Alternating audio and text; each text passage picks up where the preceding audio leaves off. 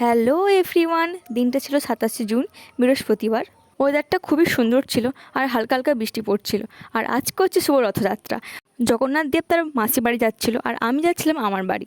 আর এখন আমি আছি দীঘা হাওড়া লোকাল ট্রেনে। সুপর্ণা, সুপর্ণা দিদি,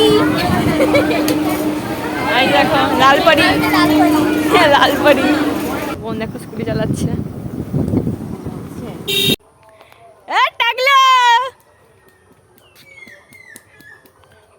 নাগলু দেখি,